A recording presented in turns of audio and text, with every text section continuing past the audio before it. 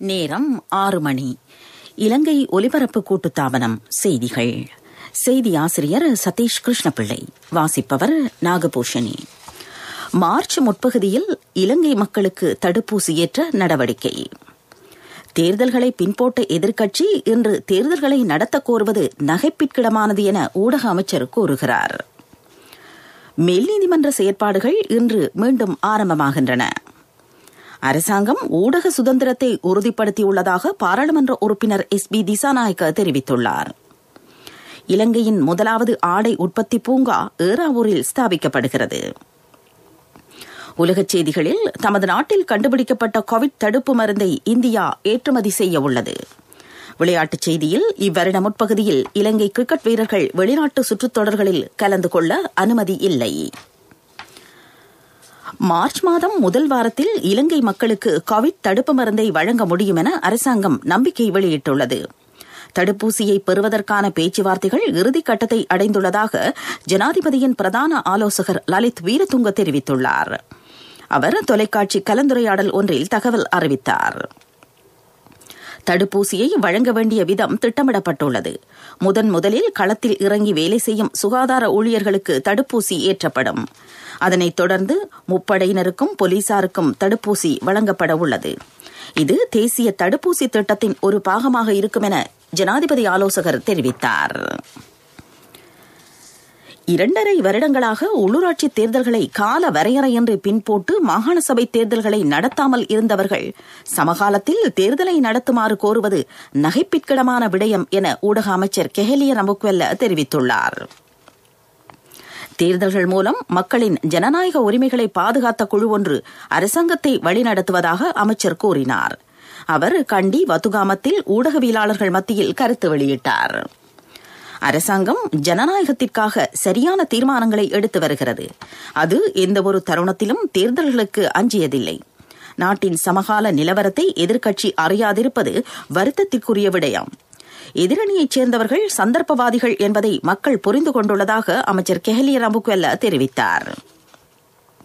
கடந்த காலத்தில் சவால் நிறைந்த யுகத்தை எதிர்கொண்ட அரசாங்கம் மக்களுக்கு வரலாறு காணாத வகையில் தேவைகளை நிறைவேற்றியது என அவர் மேலும் கூறினார்.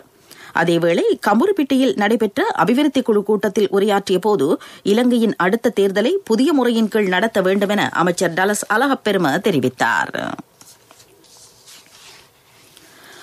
வருட இறுதி விடுமுறையின் பின்னர் மேல் நீதிமன்றங்களின் செயற்பாடுகள் இன்று மீண்டும் தொடங்குகின்றன. வழக்கு விசாரணைகளில் அத்தியாவசியமான ஆட்களையும் அதிகாரிகளையும் மாத்திரம் கலந்து கொள்ள இடமளித்து விசாரணைகளை முன்னெடுத்துச் செல்ல நடவடிக்கை எடுக்கப்படுகிறது. கோவிட்-19 தொடர்பான சுகாதார வழிகாட்டல்களுக்கு அமைய விசாரணை நடைமுறைகள் முன்னெடுக்கப்படும். கோவிட் தொற்று குறைவடைந்து நீதிமன்ற செயற்பாடுகளை வழமையான முறையில் முன்னெடுப்பது பற்றி சுகாதார அதிகாரிகளின் ஆலோசனை கிடைக்கும் வரையில் தொழில்நுட்ப வசதிகளை பயன்படுத்தி சந்தேக நபர்களை கண்காணிப்பதற்கும் அதிகாரிகளை இணைத்துக் கொள்வதற்கும் நடவடிக்கை எடுக்கப்படும். கொழும்பு பிரதான மேஜிஸ்ட்ரேட், மேல் நீதிமன்ற நீதிபதிகள் ஆகியோர் பங்கேற்ற பேச்சுவார்த்தையில் இந்த தீர்மானம் எட்டப்பட்டதாக சட்டத்தரணிகள் சங்கம் அறிவித்துள்ளது. நீங்கள் கேட்டுக்கொண்டிருப்பது இலங்கை ஒலிபரப்பு கூட்டுத்தாபனத்தின் செய்திகள்.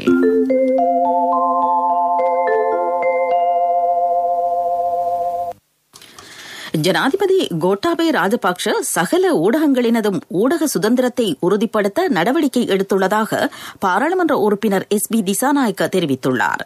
சமகாலத்தில் அரச ஊடகங்களுக்கும் முழு சுதந்திரம் வழங்கப்பட்டுள்ளது. அரச ஊடகங்கள் அரசாங்கத்தின் ஊதுகுழலாக இயங்கிய காலம் முடிவடைந்துள்ளது என நேற்றைய செய்தியாளர் மாநாட்டில் அவர் கூறினார். சந்தையில் லேப்டாப் உள்ளிட்ட கணினிகளின் விலைமட்டம் அதிகரித்திருப்பதால் பாடசாலை மாணவர்கள் அடங்கலாக பல தரப்பினர் சிரமங்களை எதிர்கொள்கிறார்கள். இறக்குமதியை தடை செய்ததால் விலைமட்டங்களை உயர்த்த நேர்ந்ததாக வர்த்தகர்கள் கூறுகிறார்கள்.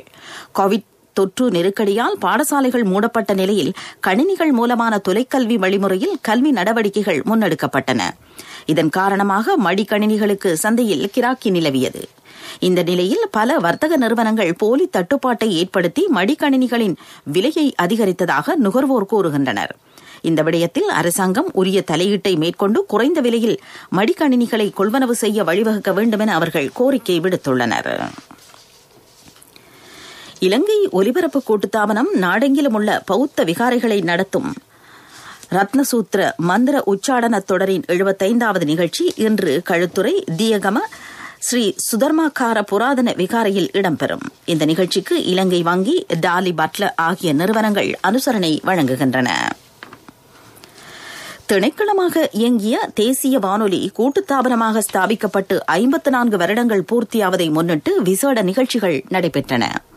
திணைக்களமாக இயங்குவதில் எழுந்த சிரமங்களை நீக்கி சிறப்பான சேவையை வழங்கும் நோக்கத்துடன் 1967 ஆண்டு ஜனவரி 5ஆம் தேதி இலங்கை ஒலிபரப்பு கூட்டுத்தாபனம் ஸ்தாபிக்கப்பட்டது. அதன் ஆண்டு நிறைவை முன்னிட்டு தலைமை காரியாலய வளாகத்தில் நேற்று முழு இரவு நேர பிரித் பாராயணம் இடம்பெற்றது. இலங்கை வானொலியின் 95வது ஆண்டு நிறைவையும் கூட்டுத்தாபனமாக ஸ்தாபிக்கப்பட்ட 54வது ஆண்டு பூர்த்தியையும் முன்னிட்டு இன்று பிக்குமாருக்கு தானமும் வழங்கப்படும்.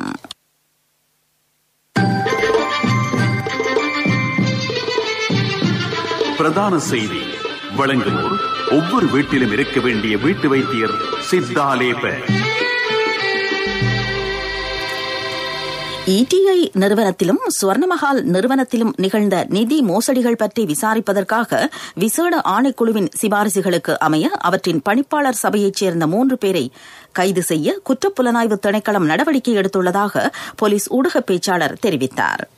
சுமார் 1300 கோடி ரூபாய் நிதி மோசடி தொடர்பில் சந்தேக நபர்களுக்கு எதிராக குற்றம் சுமத்தப்பட்டுள்ளதென பிரதி போலீஸ் மா அதிபர் அஜித் ரோஹன குறிப்பிட்டார். நேற்றைய தினம் முகக்கவசம் அணியாத 1000க்கும் மேற்பட்டவர்கள் கைது செய்யப்பட்டார்கள். இவர்களில் 550 பேருக்கு ரேபிட் ஆன்டிஜென் சோதனை நடத்தப்பட்டது. இந்த நபர்களில் 14 பேருக்கு கோவிட் தொற்று உறுதிப்படுத்தப்பட்டதாக போலீஸ் ஊடக பேச்சாளர் மேலும் குறிப்பிட்டார்.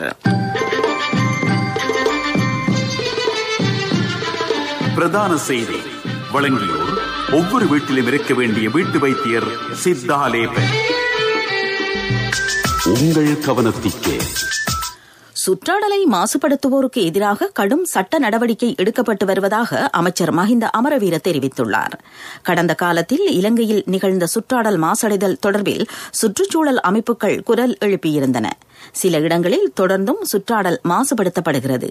இது தொடர்பில் தீவிரமாக கண்காணிக்கப்பட்டு வருகிறது என சுற்றாடல் அமைச்சர் மேலும் தெரிவித்தார். வாழ்வின் முதலடி வைக்கும் நாள் முதல் நம்பிக்கையின் முதல்வன் உங்களுடன் சகலத்தையும் பெற்றுக் கொள்ளும் ஒரே இடம் பீப்பிள்ஸ் லீசிங், நம்பிக்கையின் முதல்வன். உலகச் செய்திகள் அனுசரணை வழங்குவோர் பீப்பிள்ஸ் லீசிங், நம்பிக்கையின் முதல்வன். இந்தியாவில் கண்டுபிடிக்கப்பட்ட கோவிட் தடுப்பு மருந்தை விநியோகிக்க தொடங்கி 2 வாரங்களுக்குள் அதன் ஏற்றுமதியை ஆரம்பிக்கப் போவதாக வெளிவிவகார அமைச்சு அறிவித்துள்ளது. உள்ளூர் தேவைகளை பூர்த்தி செய்வதற்காக உருவாக்கப்படும் தடுப்பு மருந்து வெளிநாடுகளுக்கு ஏற்றுமதி செய்யப்பட மாட்டாதென ஊடகங்கள் செய்தி வெளியிட்டிருந்தன. இந்த செய்தியை வெளிவிவகார அமைச்சின் பேச்சாளர் மறுத்தார். உலகளாவிய ரீதியில் 60% தடுப்பு மருந்தை இந்தியா உற்பத்தி செய்கிறது. பெருமளவு நாடுகள் இந்திய உற்பத்திக்காக காத்திருக்கின்றன. இஸ்ரேலில் முழுமையான முடக்க நிலையை பிரகடனப்படுத்த அந்நாட்டு அமைச்சரவை இணங்கியுள்ளது. இதன் பிரகாரம் தற்போதைய கட்டுப்பாடுகளுக்கு அப்பால் பாடசாலை கல்வி முறை முழுமையாக முடக்கப்பட்டு அத்தியாவசியமில்லாத வெளிநாட்டு பயணங்களுக்கு தடை விதிக்கப்படும். இஸ்ரேலில் நாளை இரவு முடக்க நிலை ஆரம்பமாக உள்ளது. பிரிட்டனில் கண்டறியப்பட்ட கோவிட் வைரஸின் உருமாறிய வடிவம் தமது நாட்டிலும் பரவி வருவதாக இஸ்ரேலிய அதிகாரிகள் தெரிவித்திருக்கிறார்கள்.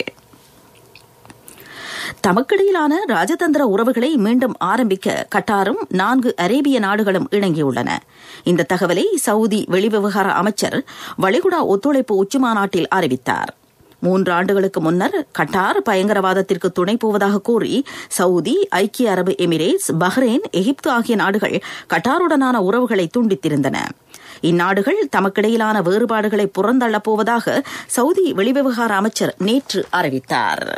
வாழ்வின் முதலடி வைக்கும் நாள் முதல் நம்பிக்கையின் முதல்வன் உங்களுடன் சகலத்தையும் பெற்றுக் கொள்ளும் ஒரே இடம் பீப்பிள்ஸ் லீசிங், நம்பிக்கையின் முதல்வன். அபிவிருத்தி செய்திகள்.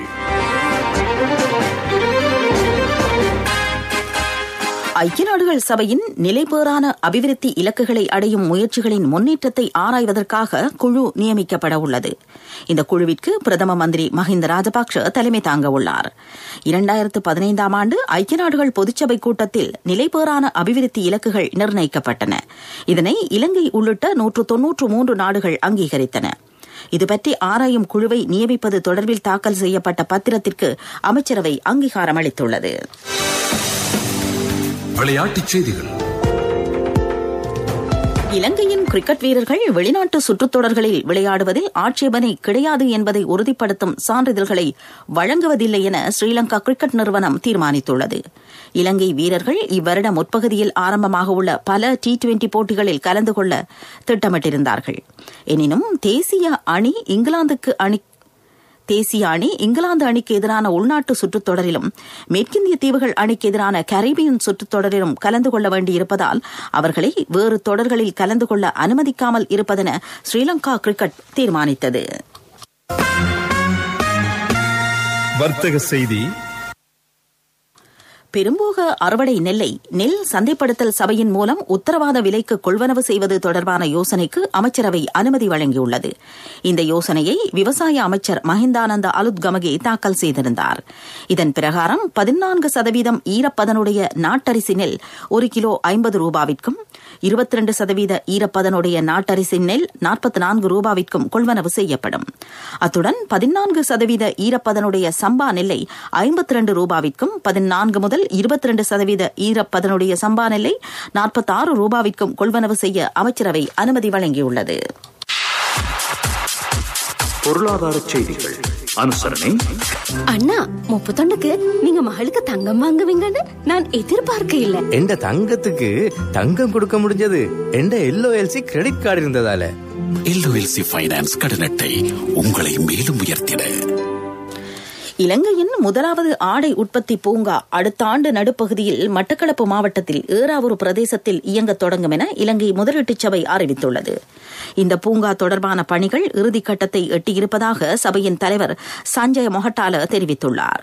ஃபேப்ரிக் பார்க் என்று அழைக்கப்படும் ஆடை உற்பத்தி பூங்காவிற்காக $30 கோடி முதலீடு செய்ய 5 முதலீட்டாளர்கள் முன்வந்திருப்பதாக திரு மொஹட்டால குறிப்பிட்டார்.